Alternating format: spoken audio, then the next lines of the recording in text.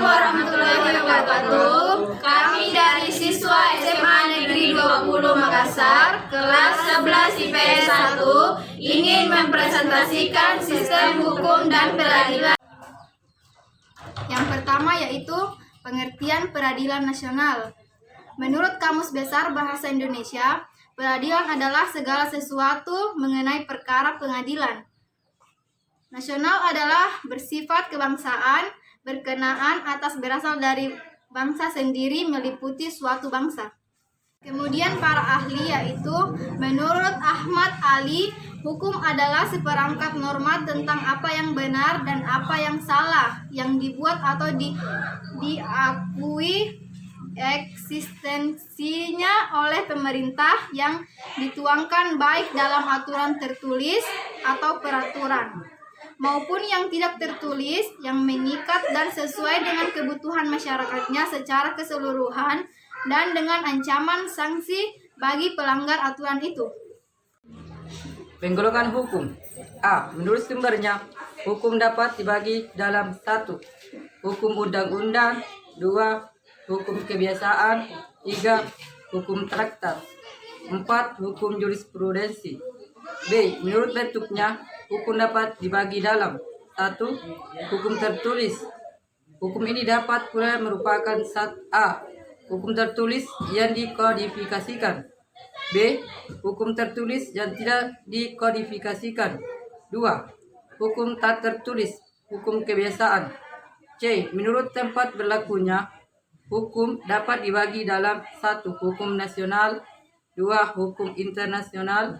3. Hukum asing. 4. Hukum gereja.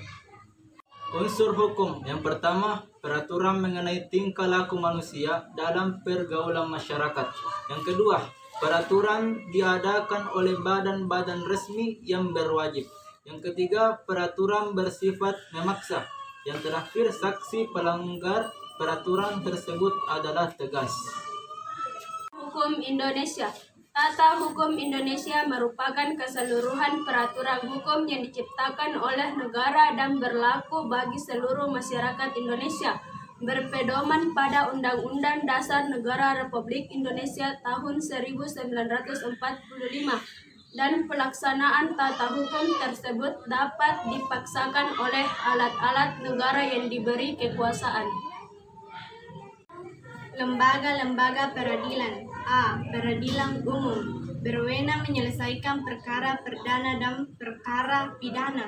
B. Peradilan agama, berwenang menyelesaikan perkara perdata di bidang tertentu atas permohonan orang yang beragama Islam. C. Peradilan militer, berwenang menyelesaikan perkara pidana militer atau tentara. 1. Peradilan umum, badan peradilan yang mengadili rakyat Indonesia pada umumnya atau rakyat sipil. Peradilan umum sering disebut juga peradilan sipil. 2. Peradilan agama, merupakan peradilan agama Islam yang memeriksa dan memutuskan sengketa antara orang-orang yang beragama Islam. 3. Peradilan militer, peradilan yang mengadili anggota TNI, baik anggota darat, anggota laut, maupun anggota udara.